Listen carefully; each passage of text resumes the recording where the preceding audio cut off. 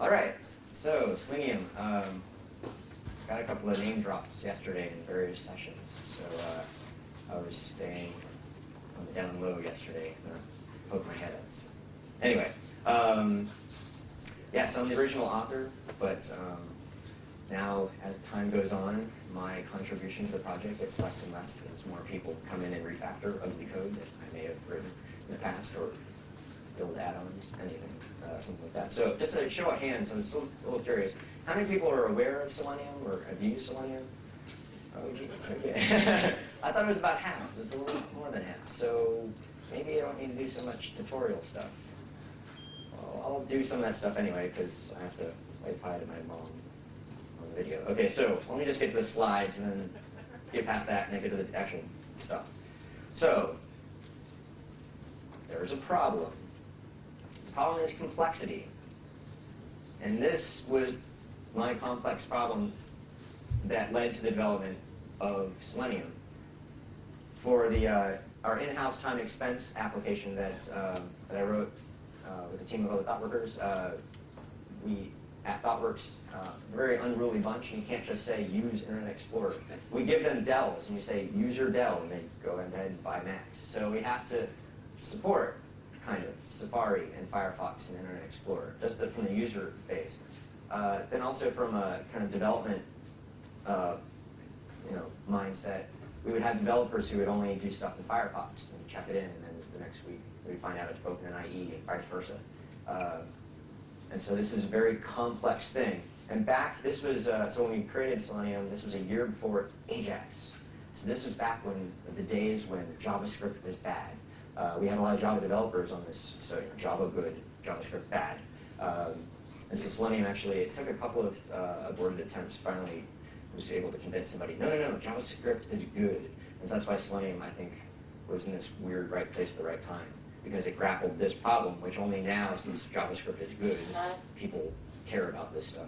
And then also these other things at the bottom. Later on, people didn't really like the original format of Selenium, so they want to be able to write their tests in Ruby and Python and Perl and Java and C#, be able to use it on any different kind of framework, and all these different kinds of things. So we kind of try to distill down all this complexity into a relatively simple tool, but nothing's ever that simple. So just to repeat, yeah, how do you test your web app?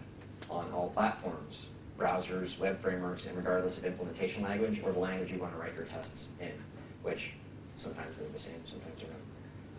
So the solution, of course, automate it. So we're all here. How? With Selenium, of course, with a couple of nifty bits that I'll show you. So Selenium is actually a minor player in all this stuff I'll be showing you today. So actually, I'm going to a little bit of a context. The ingredients I'm going to show you.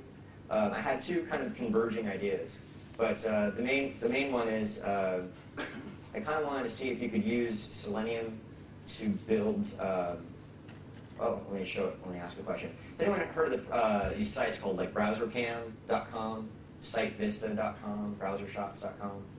Anybody rings a bell? Okay. So you give these sites a URL, and they give you a screenshot back of that page, and you actually can select from a grid, like, oh, I want to see Firefox on Linux and Safari, whatever, or Mosaic on Windows 95, or some wacky thing.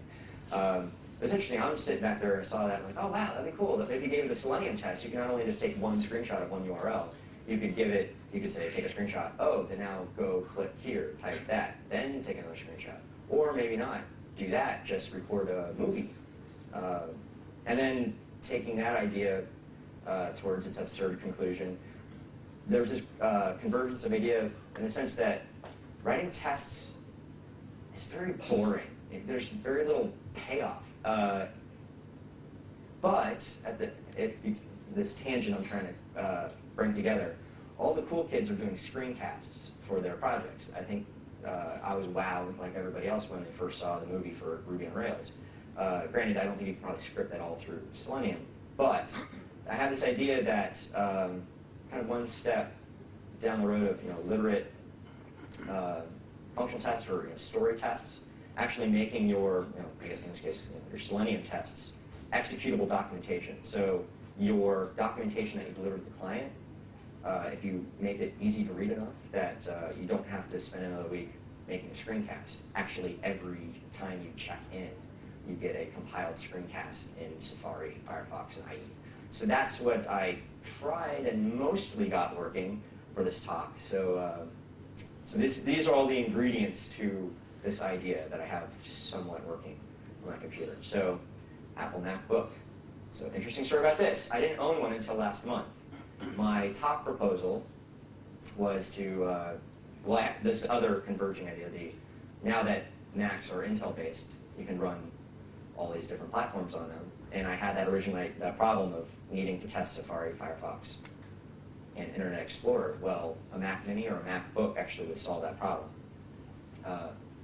So yeah, I didn't own a MacBook, so I got accepted to this talk saying I'm going to be using a Mac. So this is basically the subtext. This is the way to, I got my wife to agree to let me buy a Mac. So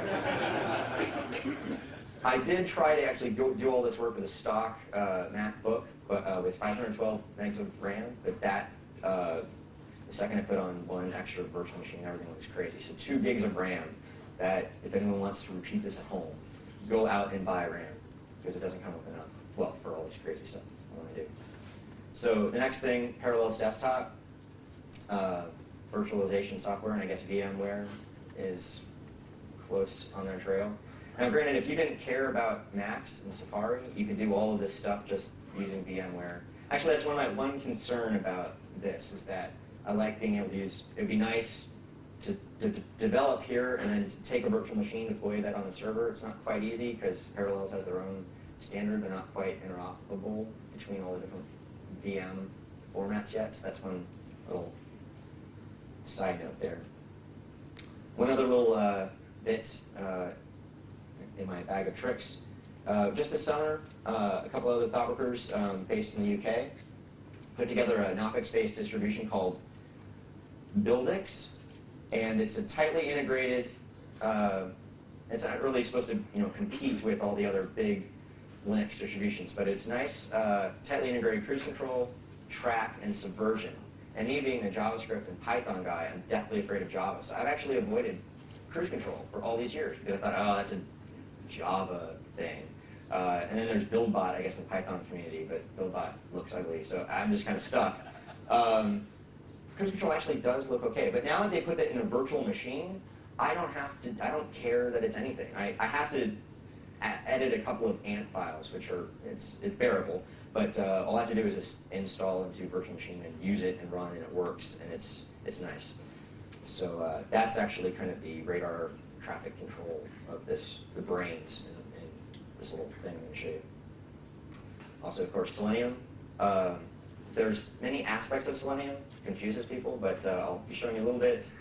The Selenium Ide for Firefox, that's the record playback tool, which may or may not be useful or good, but it actually does record playback. We did notice a huge spike in interest in the project, even though some testing experts might say record playback is evil, bad, but you have to kind of go where your users are, and your users start with record playback. So at least you get them hooked, and then you can lead them on the trail of writing better tests. And then also we have this kind of advanced version, Selenium Remote Control Server, and that lets you, it's a Java proxy server. Again, I didn't write it, but the cool thing about it is that it's a proxy, so you can write your tests in Perl. Well, you guys all know this, but Perl, Python, Ruby, Java, C#, proxies the requests over HTTP, gets and posts, and then it knows how to launch various browsers and configure them so pop-ups don't show up and things like that. I'll just show you briefly remote control. And then, of course, Python. I don't know why it needed really its own slide, but it was very cool for this little automated screencast thing. PyVNC to Swift is very strong sauce, I guess is the phrase, and element tree. It was stupid simple to take an RSS feed and get the parts that I needed. So, I'll show you a little bit of my setup here. And I'll actually go back to showing you Firefox Ide, some of the bigger parts of the toolkit.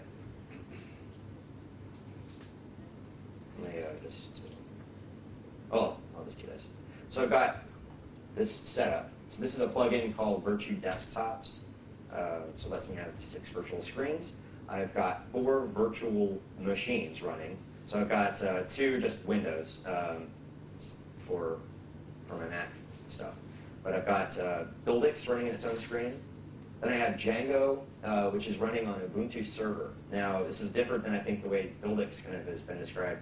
I actually set up my own test server with the Django web framework, and then I have SSH connections back and forth between Buildix and Django. So this is interesting because then I actually could take that virtual machine, it's very uncorrupted by the Buildix parts, and I could actually put that on a developer, give that to a developer and say, here you go, here's your developer playground. Or maybe not using parallels with VMware, this could then, I'm deploying to this virtual image, but if it was marked good, I could probably, in simple matter of programming, perhaps use that as my production box in a VM grid kind of a thing. So I wanted to separate out the build software from the actual test framework server. And then I've got 2 desktop operating systems. I got Ubuntu Desktop, and I got Windows XP. And also, it's not really down here, but behind the scenes, I've got a second concurrent user of Mac OS. It'll be doing the screencasts in that user account, so it won't be taking up my screen here. So just do the quick flyby, because this thing is so cool. That's Buildix, really it's just running headless, so it's really nothing.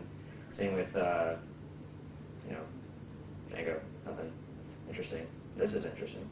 Anyway, so I got a full Ubuntu desktop, and, interesting. I hope that doesn't come back to haunt me. Yeah, I've got on Ubuntu, and then on the Mac user, something interesting. That doesn't come back. These permanent loops going on, listening for check-ins on the Buildix box. And if it doesn't work, then my demo is not going to be so great.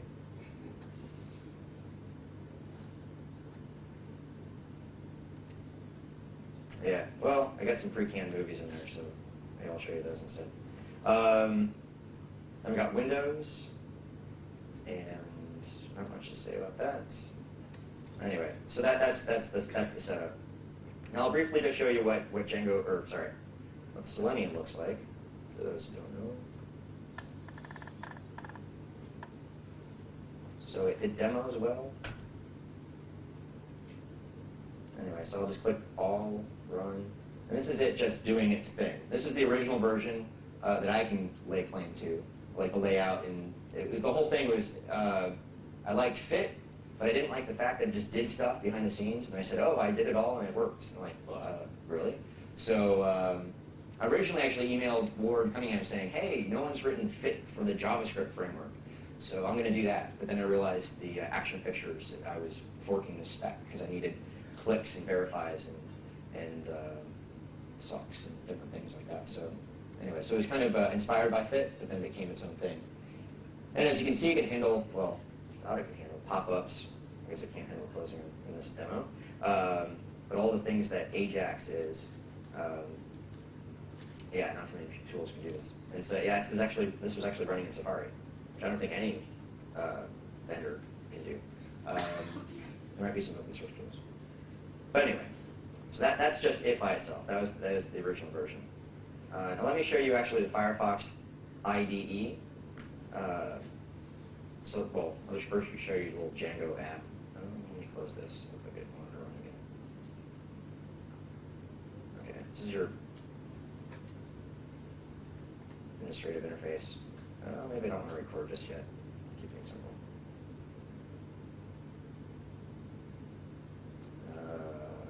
This is my IP connections. Right down. All right, okay, so I was going to show you the Django application. That looks like it's not working, so let's move along. I will show you the Selenium IDE, and perhaps at least to record a couple of things in the login screen. I swear it was all working in 10 seconds ago.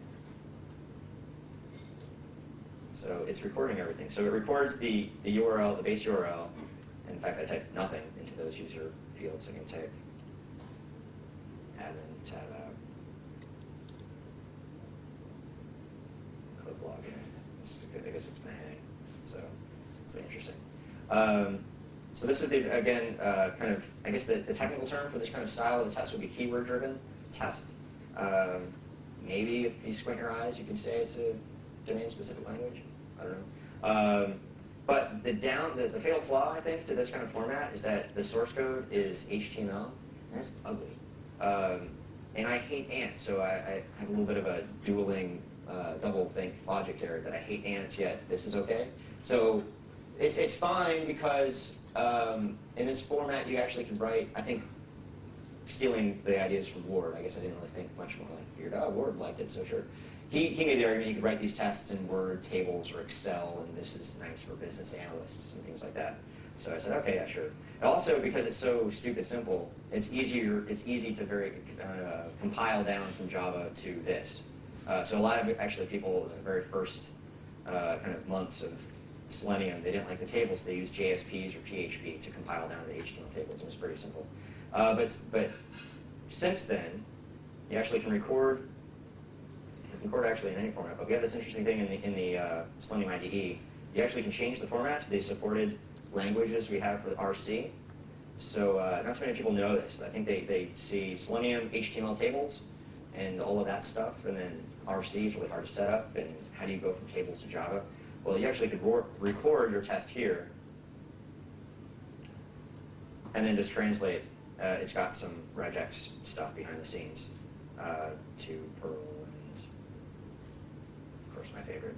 So yeah, it's interesting. So then you can cut and paste this into a proper IDE and start massaging this down into a real test. Another reason why people didn't like so much the HTML tests, I wonder if I can get back here. Are not Turing complete. It's an imperative language, and you can do one step at a time thing. Kind of regressing, I guess, is state-of-the-art languages. The true test, or the true proof that this was kind of wacky was when someone submitted the go-to keyword or commands to the project and saying, oh, we need loops. So here's a go-to function. Like, go-to previously. No. So we very deliberately have kept Selenium Ide, I guess it's called, a stupid language. Because if we added ifs and loops, then, well, behind the scenes, it would start to look like ANT. But then also because it's a hierarchical structure, I'd also be fulfilling Greenspun's implementing Lisp all over again. But, yeah. What was that? Yes. So one of the other things I'm actually playing with, but it's not fully baked, is some step between full-scale Java, Ruby, whatever, and these HTMLs, actually being able to just write your tests in just straight JavaScript. But that's not so easy because JavaScript, as Joe was pointing out yesterday, it's single-threaded. So you can't run JavaScript and then stop, like when you say, go open this page. You can do that through Ajax, but you can't do it in the actual window. So, well, if you're interested in writing your tests in JavaScript, come find me later. But it's an interesting engineering task. So anyway, so that's some of the things. I'll just briefly show you if I can get to it.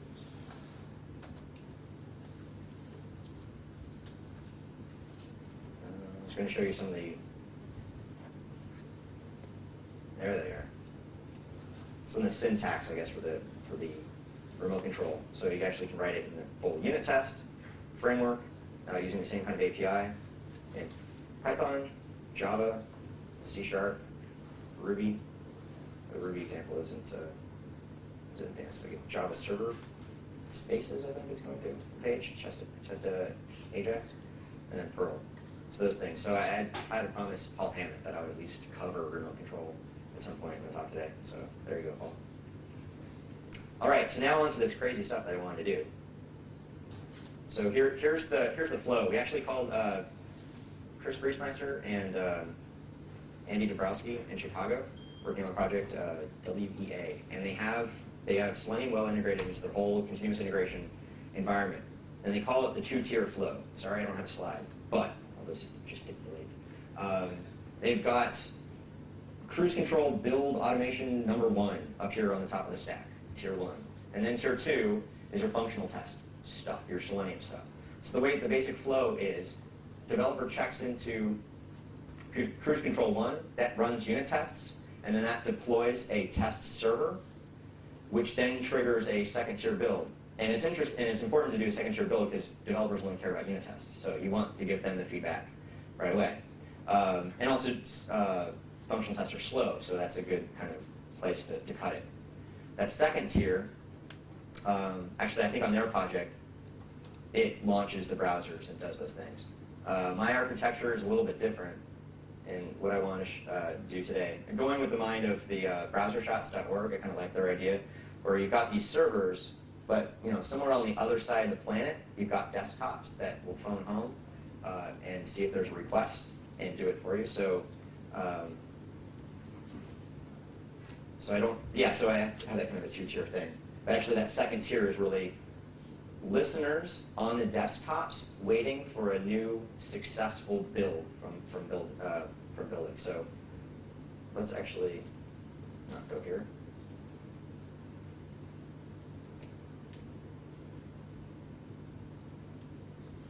Let me show the buildix on the page.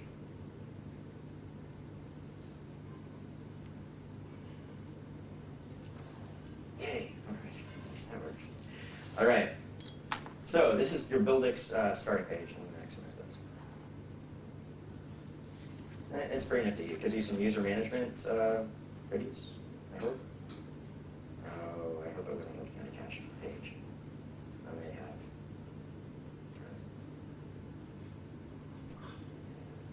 Mistakes. Don't know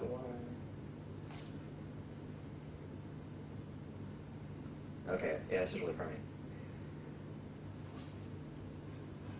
All right, so I'll have to do more charades here.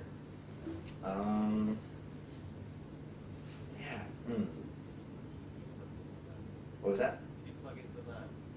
Did I plug in? Did you plug into that? No, I actually got my own little virtual network right here. So what I've actually seen happen before is if the cable gets on a power cord, it heats up and it loses the connections, or it unplugs. The first thing to ask.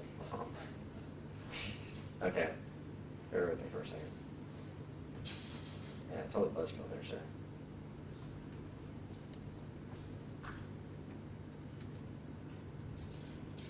Yay! All right, we're back on. Okay, cruise control. This is what I want to show you. Yes. All right. Status page. They also have a nifty little cruise control widget. Subtext for this talk. It's cool to buy that. Anyway. So yes, so I won't play around with the dashboard too much, but this is good enough for now. So buildix comes with a couple projects, math, config, stuff like that. So I've got two builds here basically. T, time expense application, that was the name of the little project, and then T screens for recording the screen casts. I have my build actually for the purpose of the demo, as long as my cables are plugged in, to check every 10 seconds. You might not want to do that on a real project. But anyway, so just keep this in mind. I'm actually going to trigger a build. I'm not going to go and do a test-driven or actually edit code in the interest of time. But anyway, just keep this in mind. TEA19. If I click on the home page, you can actually go back and look at all the builds. The previous builds kind of hard to see. But yeah, all I did was hit build trigger.txt to trigger a build. So I'm going to go trigger another build. And hopefully TEA19 will go to TEA20.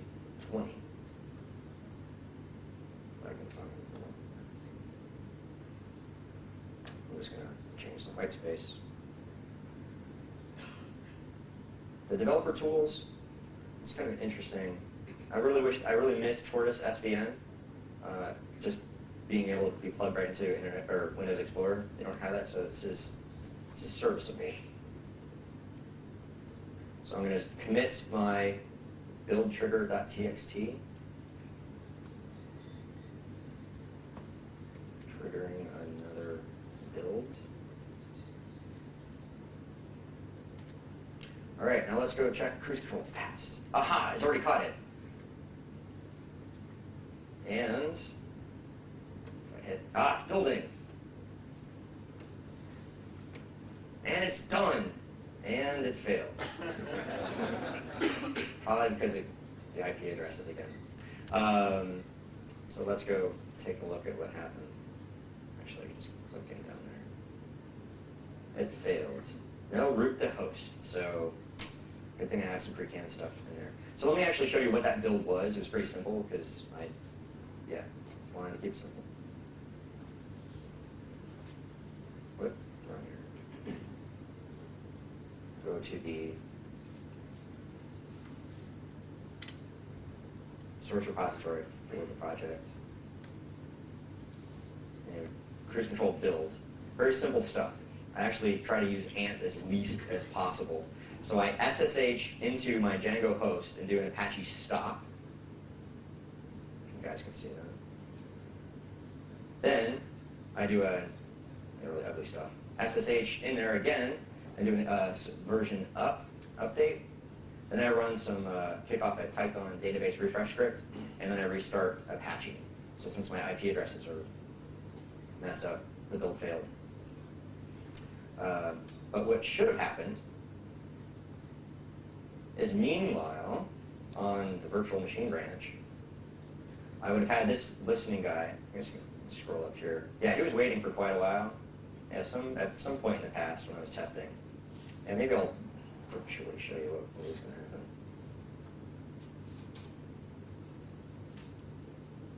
Demos here. All right. It was waiting, and then it found I used the RSS feed of cruise control, all the build status, and looked specifically for a passing build. Then that actually then triggers off the screencast stuff. So then that calls PyVNC to Swift. And that was interesting because PyVNC to Swift is a screen capture recording tool, but I found out in the course of trying to do this demo that it doesn't have a timeout. So I actually had to hack in some, launch this process and launch another process listening on that process to kill that process in 30 seconds. That wasn't fun. So, and I actually couldn't even get it working in Windows in time for this demo today. That's why I just kept zooming past this one because I didn't get the screencast in time. But I did get it working in Ubuntu, and I did get it working in Safari. Yeah, so just counts down, and it writes the file, and it actually commits the file to the repository, and then it waits and waits and waits again. So actually, let me show you some of those movies that are out there.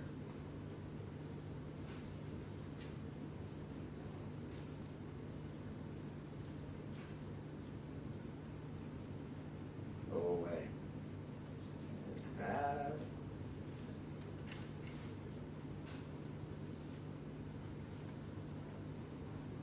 T-screens. I get to look at the timeline. So after a build, then eventually these screenshots get these screencasts get checked back in. So I had a user named Mac. He got access to update the Safari screencast. I wonder if any of these are good. Actually looks pretty ugly going straight in from here. Original format.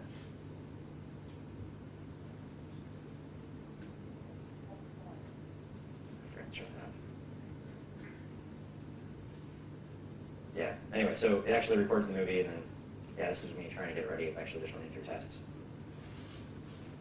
And I actually looked through it at Ubuntu one as well.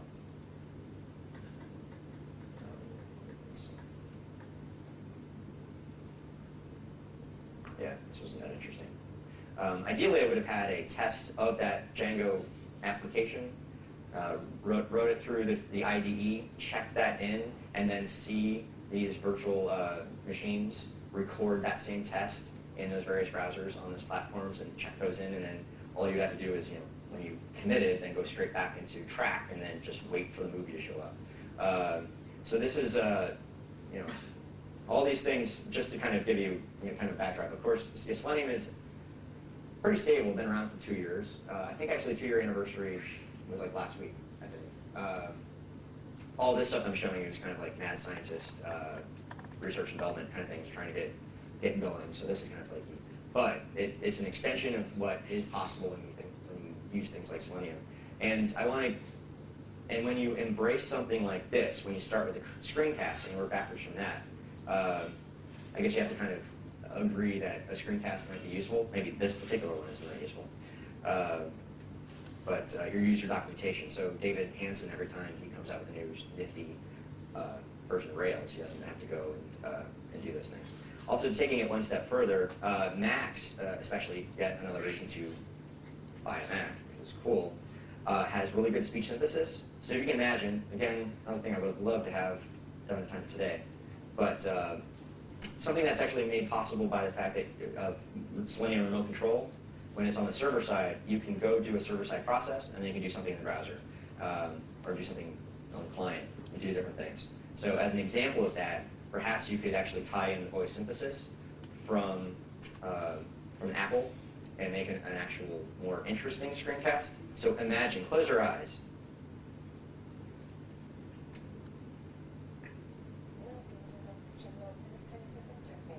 So imagine going to the front page. Can you hear? Can you hear that?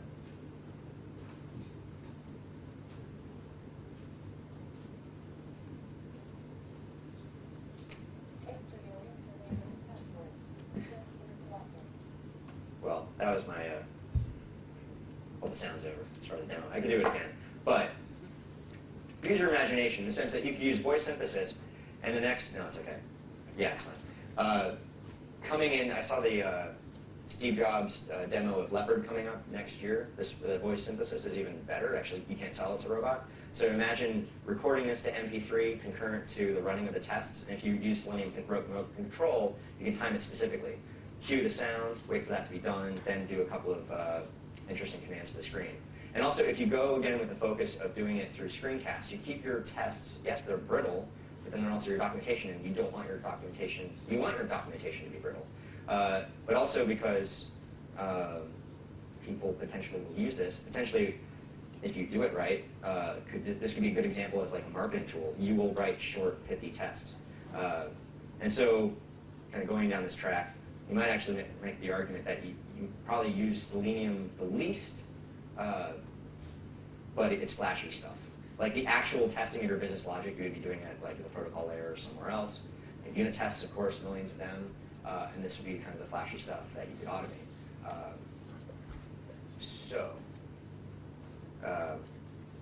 Those are the things. Yeah, without the IP, I could go hunt down there, but I would really kind of kill the buzz here. So perhaps a little bit early, but I can open it to questions and discussion. Anthony Mercano, testingreflections.com.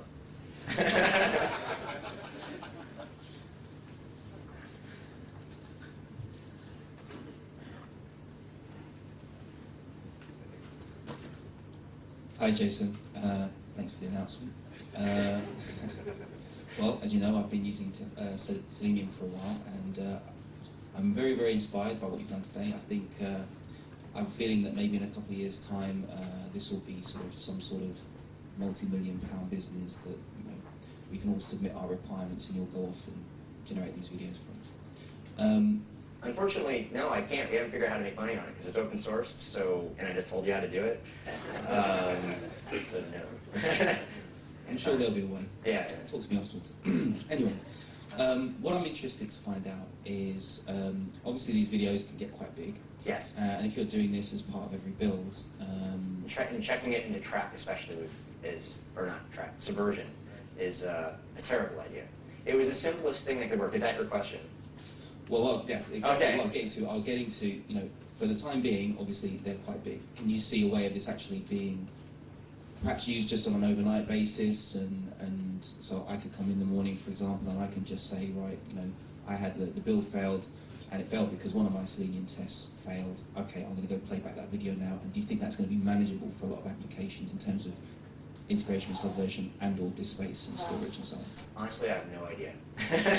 But I went with the simplest thing that could work. I knew the protocol, it's WebDAV, and it was check out, check in, all of the authentication was just all there. But yeah, because the version stores every copy of it, you might only want the last one.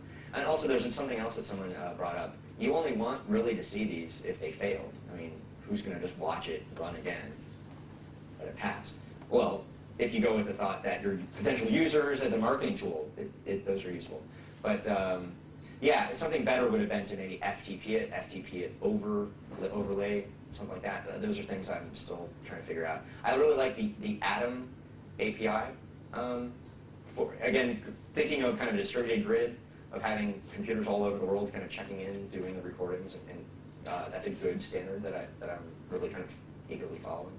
But as far as actually what's going to be best on the server side of where things get stored, I don't know. Yeah, buy a big hard drive. I think what you've done is really cool, and it's innovative, and I think it's got great potential. So don't give up, and I hope you see this the complete version of the talk in another conference very soon. Hi, this is Ryan Campbell with Red Hat over here. Yeah.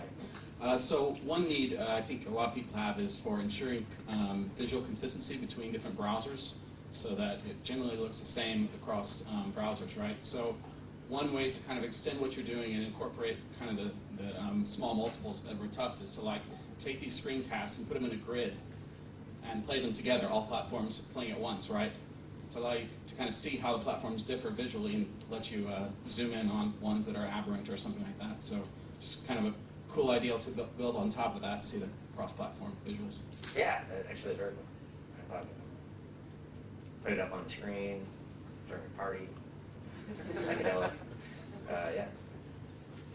No, it's a good idea. Nice. Any other questions? No, we're in the final stretch here, so I'm amazed I don't see too many people sleeping. Yeah. Ide. Ide from a small company with head office in Chicago you may have heard of. What's the most complicated application of this that people have done in production? What's the most complicated? I don't know. I haven't seen them. I know we have lots of name drop without name dropping. Many Fortune 500 companies are using Selenium in their products, and I don't know if I can actually mention any of them, but yeah, we've got some very interesting. Yeah, talk to me later. But I know there's big companies, so if you could go with the logic that big companies have big applications, and they were actually coming after us to see if we could provide support contracts to them for that, then I guess, ergo, it's being used in a complex application. But I have to go track those down for you.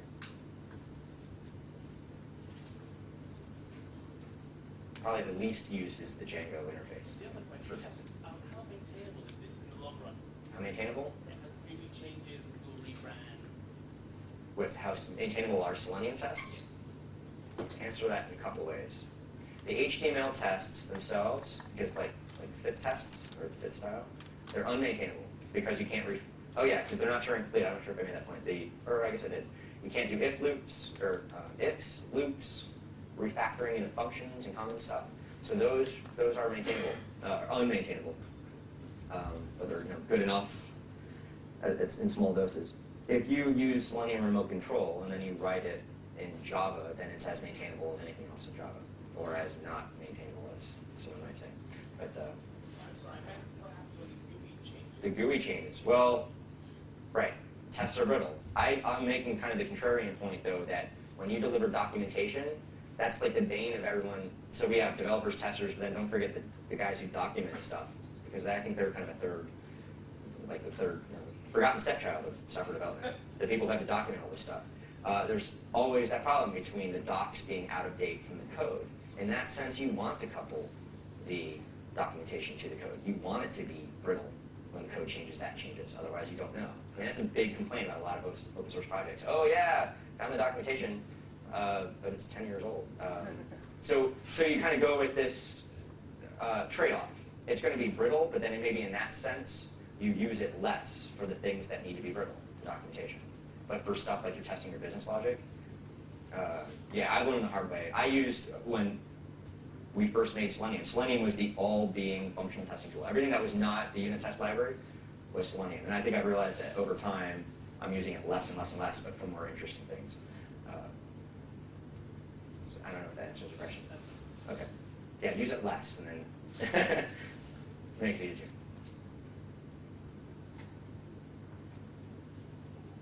All right, Jason, thanks very much. Thank you.